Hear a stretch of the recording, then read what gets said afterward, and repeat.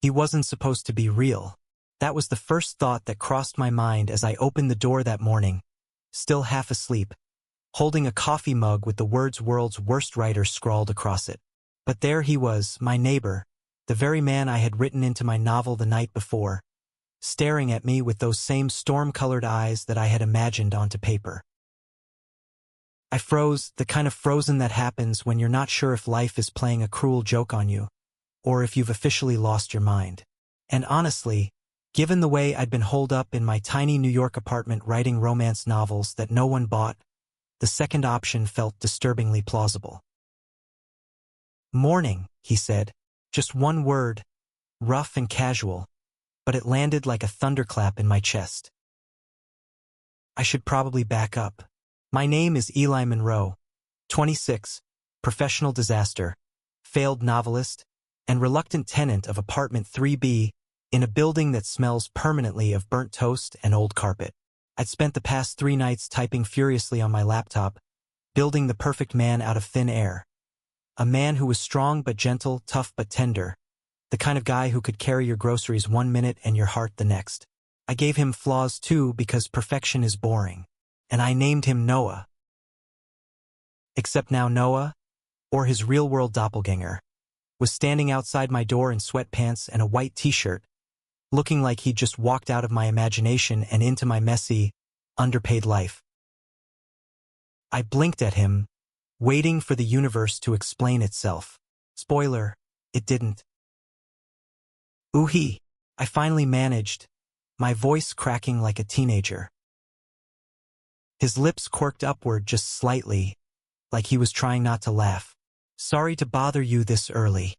I'm new in town, and the landlord said you're the guy to ask about, the neighborhood." The landlord, of course. Reality crashing back down, reminding me that life isn't actually a Nicholas Sparks novel.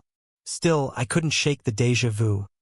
The way he leaned against the doorframe like he owned it, the hesitant warmth in his voice, even the scar cutting across his left eyebrow, the same detail I had written in my manuscript hours ago.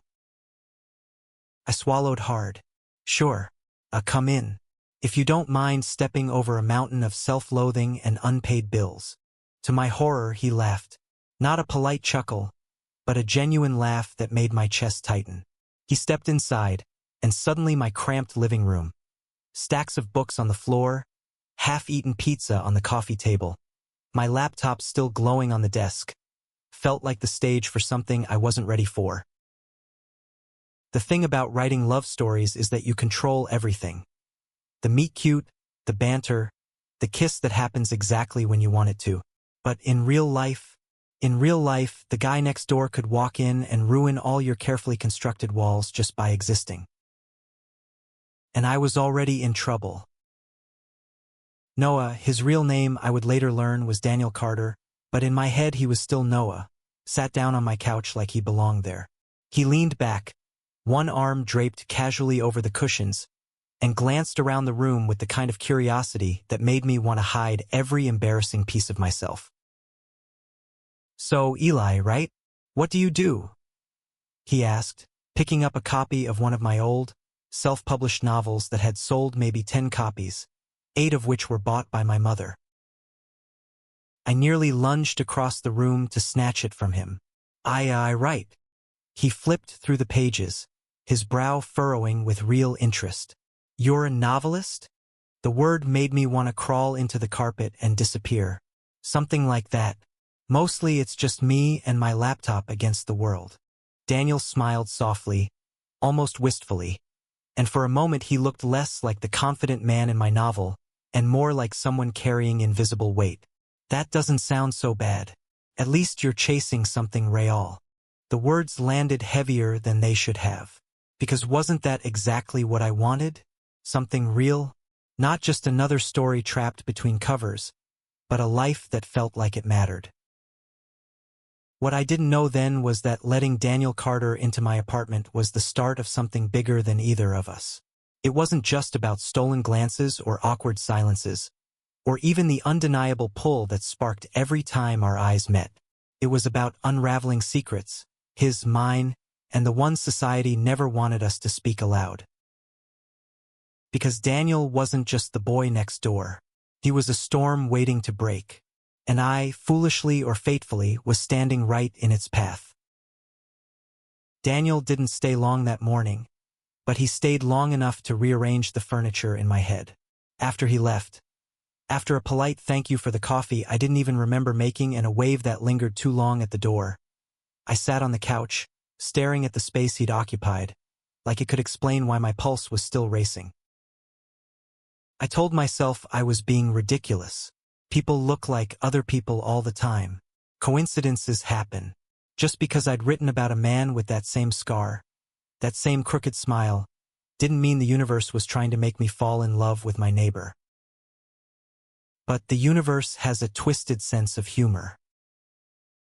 The next day, I ran into him again in the hallway, arms loaded with cardboard boxes. "Need help," I blurted before my brain caught up with my mouth. He flashed me that soft grin that made his eyes crinkle. "You sure? These are heavier than they look." I shrugged. "My therapist says I should start carrying more emotional weight, but I'll settle for physical boxes." To my horror and delight, he laughed again. The sound filled the dim hallway, warm and alive. He handed me a box, and I nearly dropped it because my hands were shaking. We carried them into his apartment, which looked nothing like mine. Where mine was chaos, cluttered bookshelves, ramen wrappers, and the faint smell of despair. His was clean, minimalist, but not cold. There were framed photographs on the wall. A little boy with a baseball glove, a dog I guessed was no longer around, and a family picture where Daniel stood taller than everyone else but somehow looked smaller, like he didn't quite fit in. "You just moved here?" I asked, setting the box down. "Yeah, needed a change of scenery." He hesitated before adding, "Needed to get out of where I was." Something in his voice made me want to ask, "From what? From who?" But I didn't. Not then. Instead I said, "Well, you picked the right building. We've got fire alarms that go off for no reason and neighbors who play country music at 2 in the morning. It's like a free theme park ride. Except you hate it." Daniel smirked. "Sounds perfect." And in that moment, with the afternoon light falling across his face, I thought maybe it was. Over the next week, we kept running into each other. Sometimes by accident, sometimes because I may or may not have engineered my grocery trips around the exact time he got home from the gym. Don't judge me. I'm a writer. We thrive on unhealthy obsessions. He started showing up at my door too, borrowing sugar, asking about the laundromat. One night, when the building's power went out, he knocked just to sit in the dark with me while candles flickered between us. We talked. About nothing. About everything. I learned he liked his coffee black, but with just a pinch of cinnamon. I learned he hated elevators and always took the stairs. I learned he'd played baseball in high school but quit when life got complicated. And I learned that when he smiled, really smiled, not the polite neighbor kind but the one that slipped out when he forgot to guard himself, it was the kind of smile you could build a story around. I wanted to ask more. About his family. About the sadness that sometimes shadowed his eyes. But every time the words rose in my throat, I swallowed them. Because you don't push storms. You wait for them to break. One night, after too much whiskey and not enough sense, I blurted it out. "You know what's weird?" I said, slumping against my couch cushions. "I wrote about you." Daniel raised an eyebrow, sipping from his glass. "You wrote about me?" "Not you, but someone who looks like you, talks like you, smiles like..." I stopped myself before I sounded insane, which I already did. "Forget it." But he didn't laugh. He didn't tease. He just studied me, his gaze steady and uncomfortably deep. "Maybe that's not so weird," he said finally. "Sometimes people show up in our lives before we're ready for them." I stared at him, heart thudding. "And sometimes they show up when we're not ready at all." He didn't look away. "Maybe that's the point." After that, the air between us changed. It wasn't just neighborly banter anymore. It was glances that lingered too long. It was shoulders brushing in the hallway, sending sparks down my arm. It was the way he leaned a little closer when he laughed, or the way his voice softened when he said my name. It was terrifying. Because I'd written love stories before. I'd built men out of words and kissed them on the page. But this was real. And real meant messy. Real meant vulnerable. Real meant he could shatter me with a single step back. And I wasn't sure I could survive that. The night it happened, it was raining. Not romantic, movie-style rain. Just the relentless New York downpour that made the streets smell like gasoline and wet concrete. He showed up at my door, soaked through, his hoodie clinging to his frame. "Power's out again," he said, teeth chattering. "Mind if I?" I didn't let him finish. I pulled him inside, grabbed a towel, and shoved it at him like it was a shield. "Thanks," he muttered, running the towel through his hair. Drops of water clung to his lashes, catching the candlelight, and I had to look away before I drowned. We sat on the floor, backs against the couch, listening to the rain hammer the windows. The silence stretched, thick and charged. Then he said it, quietly, like he was afraid of the words themselves. "I didn't move here for scenery, Eli. I moved here because I needed to start over. I was engaged to a woman, and I couldn't do it. Not because she wasn't good. She was, but because it wasn't me. It was never me." The air left my lungs. He laughed bitterly. "My family doesn't get it. My friends don't either. They think I ruined everything. Maybe I did. But I couldn't keep living someone else's life." His voice broke, and something inside me cracked open. Without thinking, I reached out. My hand found his, hesitant at first, then steady. His fingers curled around mine like they'd been waiting all along. "You didn't ruin anything," I whispered. "You saved yourself." His eyes met mine, raw and searching. And before I could second-guess it, before fear could stop me, I leaned in. The kiss was hesitant, trembling, a question more than an answer. But it was real. God, it was real.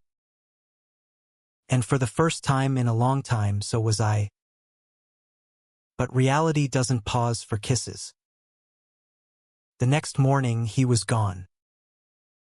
No note, no knock on the door, just absence, sharp and echoing. I told myself not to care. He had his own life, his own battles. He didn't know me anything. But when the silence stretched into days, then a week, I knew it wasn't just me he was running from. It was the storm, and sooner or later it was going to break. The week Daniel disappeared stretched out like a bad dream. My apartment felt emptier than usual, the silence heavier, as if his absence had weight. I kept telling myself I was being dramatic, that he'd probably just gone to visit family or started a new job. People have lives outside of me, after all. But then why did I keep checking the hallway every time I heard footsteps? Why did my stomach clench every time someone knocked on another door? Why did my novel, the one I'd been pouring myself into, suddenly feel like a cruel joke, a reminder of something I had tasted but couldn't keep? Writers like to pretend we're in control. We create worlds, shape destinies, decide who gets happy endings. But sitting there with an empty coffee cup and an emptier heart, I realized how powerless I actually was. And then, on the 8th day, I heard it. A knock. I was on my feet before I thought about it, nearly tripping over a pile of laundry as I rushed to the door. My hand hovered on the knob, terrified and hopeful all at once. It was him. Daniel stood there, his hoodie pulled tight around his face, eyes red-rimmed like he hadn't slept. He looked smaller somehow, weighed down. "Can I come in?" His voice was quiet, hesitant. I stepped aside. He didn't sit. He paced, running his hands through his hair, restless energy spilling off him in waves. I waited, my chest tight, until he finally stopped in front of me. "I'm sorry," he said. 2 words, but they cracked something open inside me. "For what?" I asked, though I already knew. "For running. For—" He broke off, pressing his fists against his eyes. "For kissing you and then acting like it never happened. For wanting something I don't know how to want without destroying everything else." My throat ached. "Daniel! No, let me say this." His voice was sharp, desperate. "My dad called. He found out. About me. About us, I guess. And it was bad. Really bad. He said I've embarrassed the family, that I'll regret it, that I should just stop. Go back to being who I was." He looked at me then, eyes shining with unshed tears. "But I can't. I can't go back, Eli. I can't keep living a lie. But I don't know how to live the truth either." I wanted to pull him into me, to tell him it would all be okay. But I've never been good at lying, not even to protect the people I love. So instead, I said the only thing that mattered. "You don't have to figure it all out tonight. You just have to not run." His chest rose and fell unsteady, and then he collapsed onto the couch, burying his face in his hands. I sat beside him, not touching, just close enough that he could feel I was there. Sometimes love isn't grand gestures. Sometimes it's just choosing to stay. That night, he told me things he hadn't told anyone. About growing up in a small town where everyone knew everyone else's business. About the way his father drilled into him what it meant to be a man. About the girls he dated, the smiles he faked, the way he buried every part of himself that didn't fit. "I thought if I just kept quiet, kept pretending, it would go away," he admitted, his voice low. "But it never did. It just grew louder." I listened. I didn't interrupt. And when he finally fell silent, I asked, "And what about now? What do you want now?" He looked at me, and for a moment the air between us was charged with something fragile and burning. "You," he whispered. It was both everything I wanted to hear and everything I was afraid of. Because wanting me meant risking the life he'd built, the family that still clung to him even as they pushed him away. Wanting me meant he'd have to stand in the storm with no umbrella. But as he leaned into me, his forehead against my shoulder, I realized something too. Maybe storms weren't meant to be avoided. Maybe they were meant to be survived together. The weeks that followed weren't easy. There were nights when he showed up at my door, eyes hollow, and just curled up beside me without speaking. Nights when I traced circles on his back until his breathing evened out. There were mornings when he couldn't meet my eyes, shame clinging to him like smoke. Mornings when he slipped away before the sun was fully up, leaving me with sheets that still smelled like him. And there were days when the world intruded. Angry phone calls from his father, whispers in the hallway when neighbors noticed how often he was in my apartment. The weight of a society that liked its boxes neat and its love stories straight. It wasn't the kind of romance I'd written about in my books. It wasn't easy or tidy or guaranteed. But it was real, and maybe that was better. One night, as winter crept into the city and the first snow dusted the sidewalks, we sat by my window with mugs of hot chocolate. Daniel was quiet, staring at the falling flakes, his profile outlined by the glow of streetlights. "What are you thinking about?" I asked. He hesitated. "That maybe this isn't sustainable. That maybe I'm dragging you into something you didn't sign up for. That maybe loving me is just too heavy." I set my mug down and turned to face him. "Daniel, I write stories for a living. And if I've learned anything, it's that the ones worth telling are always heavy. Always messy. But they're also the ones people remember." His eyes softened, but doubt lingered there, gnawing at him. So I reached out, cupping his face in my hands. "You're not too heavy. You're not too much. You're exactly what you're supposed to be. And if people can't see that, that's their loss. Not yours."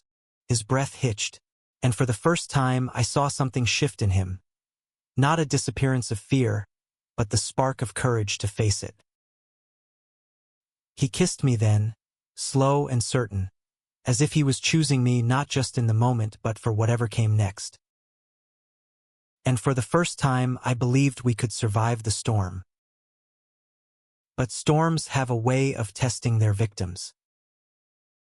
The real test came 2 weeks later when his father showed up. I knew it the second I opened the door.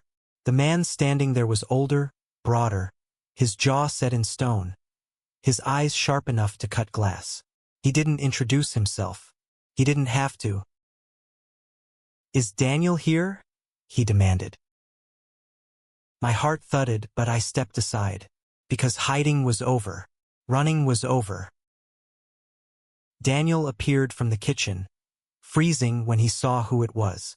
His face drained of color, his shoulders tensed. "Dad!" The word cracked in the air like lightning. His father's gaze flicked between us, and understanding dawned. His jaw tightened. "So it's true." Daniel swallowed hard. "Yes, it's true." Silence stretched, thick and suffocating. Then his father shook his head, disgust curling his lip. "You've thrown away everything. For this? For him?" I should have said something. Defended us. Defended Daniel. But I couldn't, because this wasn't my battle to fight. This was his. Daniel's hands trembled, but his voice, when it came, was steady. "I didn't throw away anything. I'm choosing myself. For once in my life, I'm choosing what's real." His father's eyes blazed. "You'll regret this." And then he turned, slamming the door behind him, leaving the echo of his anger hanging in the room. Daniel stood frozen, his chest heaving, his fists clenched at his sides. I moved toward him carefully, like approaching a wounded animal. "Hey!" His eyes met mine, raw and wounded. "He hates me." "No," I said softly. "He doesn't hate you. He just doesn't know you. Not the real you. But I do. And I'm not going anywhere." That broke him. The tears he'd been holding back finally fell, and he collapsed against me, clutching my shirt like it was the only thing keeping him upright. And I held him, whispering over and over the only truth that mattered. "You're not alone. Not anymore." In that moment, I realized something important. This wasn't the story I thought I was writing. It wasn't about the perfect man I had dreamed up on paper. It was about the imperfect one standing in front of me, the one who doubted, who stumbled, who carried scars both visible and invisible. It was about Daniel. And maybe, just maybe, it was about me too. Because love, real love, isn't about writing a perfect character. It's about seeing someone's flaws, their fears, their storms, and choosing them anyway. Even when the world doesn't. Especially then. The air in the apartment was thick after his father left, like smoke after a fire. I sat with Daniel on the couch, both of us silent, listening to the muted hum of the city outside. He didn't speak for a long time. His eyes were fixed on the floor, shoulders hunched, fists clenched so tightly I could see his knuckles straining white. Finally, he whispered, "He's never looked at me like that before. Like I'm not even his son." I swallowed hard, wishing I could erase that look from memory for him. But I knew better. Words don't erase scars. They just make them easier to carry. "He's scared," I said. "Scared because you're not who he thought you were. Scared because you're stronger than the version of you he wanted." Daniel shook his head, a humorless laugh escaping his lips. "You make it sound noble, but it doesn't feel noble, Eli. It feels like I've just broken my family in half." I reached for his hand, lacing my fingers through his. "Maybe it feels broken now, but broken things can be rebuilt. Just maybe not the same way they were before." His eyes flicked to mine, searching, as though trying to decide if he could believe me. And for the first time that night, I saw something shift. A small, flickering flame of determination beneath all the pain. Over the next few weeks, we built a fragile routine. Daniel spent more time at my place than his own, though he never officially moved in. He'd drift in after work, collapse onto the couch, and let me put a bowl of ramen in his hands. Sometimes we'd talk. Sometimes we'd just sit in silence, watching the city lights blink outside the window. But there were cracks too. I'd catch him staring at his phone with a haunted expression, or slipping out to take calls he never told me about. When I asked, he brushed it off. Just family stuff. And when we walked down the street together, he kept a careful distance. Too careful. His hands shoved into his pockets, his eyes scanning the crowd, like he was daring someone to see us but praying they wouldn't. I told myself not to care, to be patient, to let him find his way. But late at night, staring at the ceiling while he slept beside me, I couldn't help wondering, was I his secret or his choice? One Saturday, I dragged him out to a bookstore downtown, the kind with creaky wooden floors and the smell of coffee baked into its walls. "You'll like it," I promised, tugging his sleeve when he hesitated at the entrance. "They've got an entire section on baseball history." That earned me a small smile, and he followed me inside. For a while, it felt normal, safe. We browsed the aisles, pointed out ridiculous book titles, laughed quietly at a shelf labeled paranormal romance, featuring wolves only.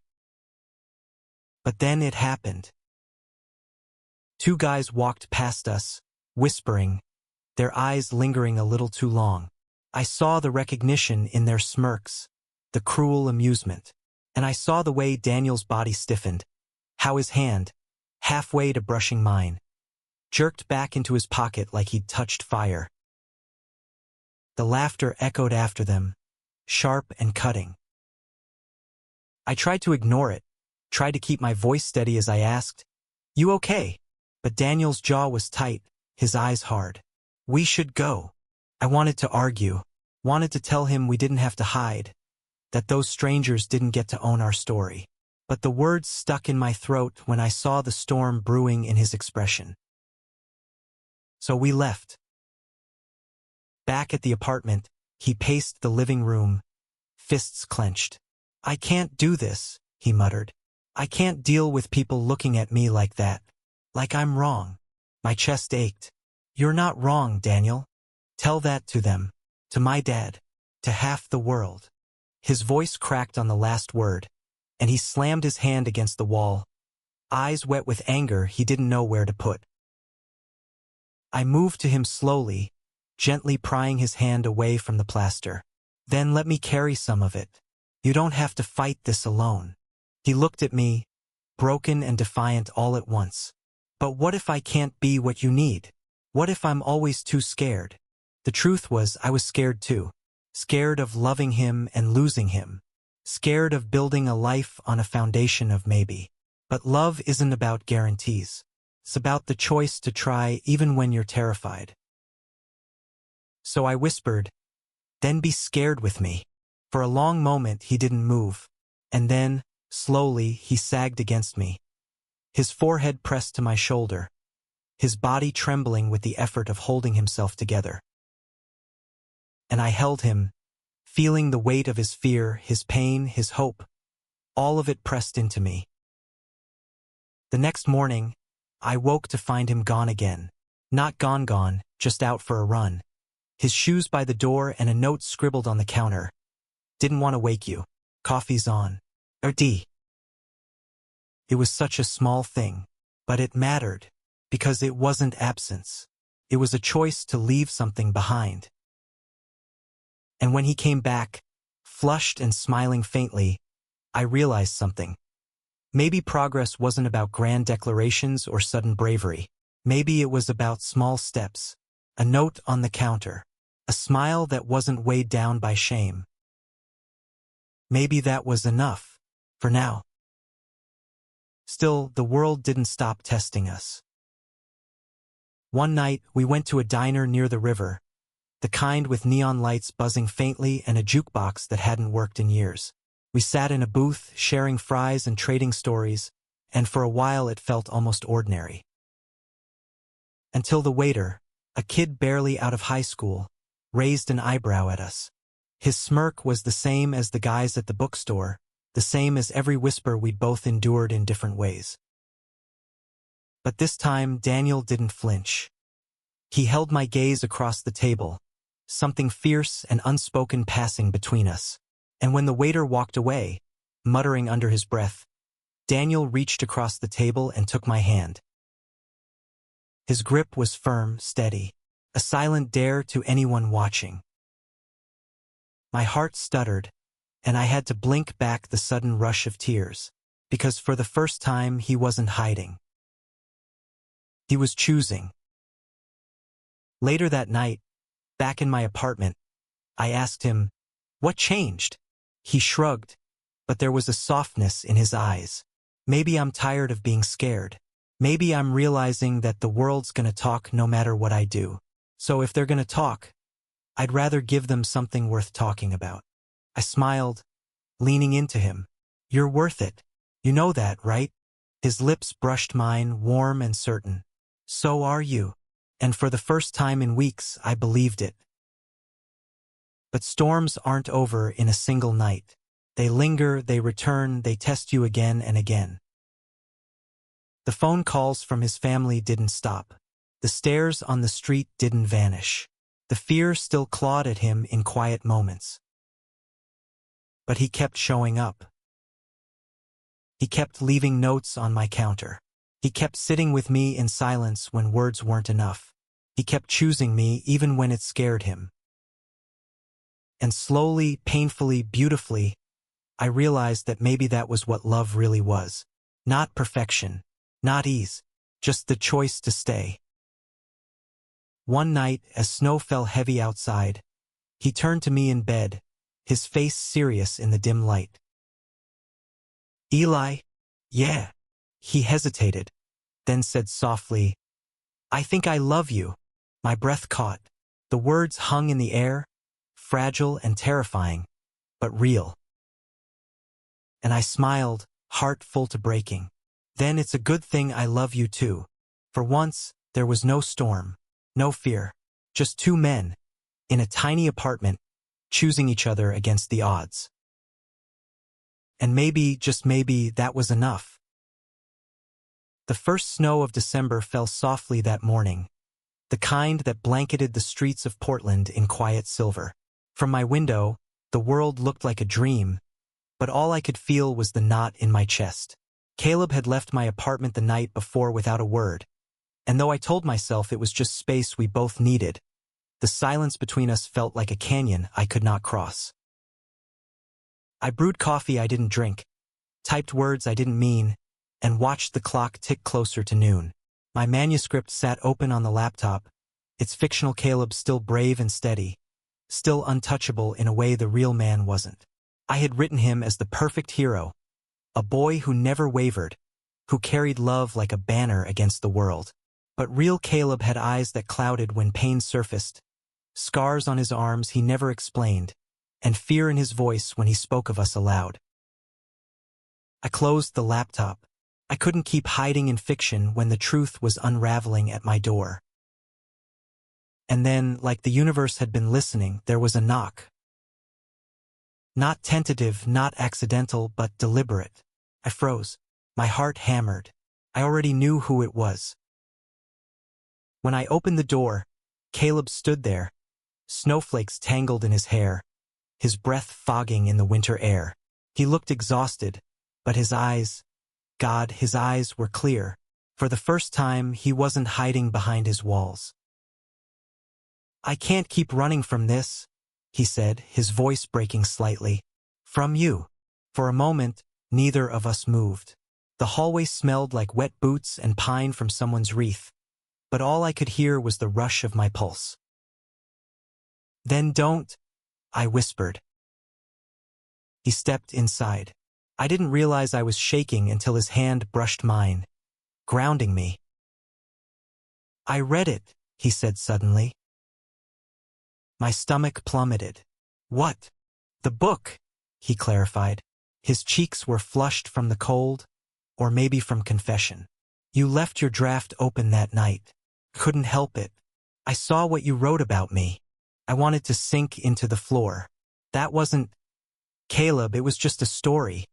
No, he shook his head firmly. It was us. It was everything I wanted to believe I could be. Strong, fearless, worthy of you. The silence stretched until I thought it would break me. You are, I said finally. My voice was soft, but it trembled with truth. You're more than that. You're real. Something inside him cracked then, and tears welled in his eyes. He turned away like he was ashamed to let me see, but I reached for his face, made him meet my gaze. Stop pretending you're not enough, I whispered, because you've always been enough for me. He kissed me then, not with hesitation, not with fear, but with the kind of desperation that comes from holding back too long. My hands tangled in his coat, pulling him closer as if I could anchor him to this moment. To me, the kiss was messy, imperfect, real, and it was everything. When we broke apart, both of us breathless, Caleb leaned his forehead against mine. I'm scared, he admitted. Me too, I said. But I don't want to lose this. Then we fight for it, I told him. And for the first time, he nodded without doubt. The weeks that followed weren't easy. His father's disapproval lingered like a shadow. Neighbors whispered when they saw us walking too close, and Caleb battled the voices inside his head that told him love like ours wasn't safe. But piece by piece, we rebuilt. He started showing up at my readings, even when the crowd was small. He held my hand under the table at diners where old men stared too long. On nights when fear clawed at him, I reminded him of the boy in my story, the boy who fought for love despite the odds. You wrote him as me, Caleb would say softly. No, I'd answer, pressing my lips to his temple. I wrote him because of you. By spring, the snow melted, and so did the weight between us. His father still didn't come around, but Caleb stopped apologizing for who he was. And one evening, as we sat on the fire escape watching the city lights flicker alive, he took my hand and squeezed it. Do you think love is enough? He asked. I thought of every night I'd cried into my pillow, every moment I doubted if we could last. And then I thought of the way he'd shown up at my door, snow in his hair, truth in his voice. Yes, I said firmly. Love is enough when it's real. Caleb smiled then, a small, quiet smile that felt like sunrise after endless night.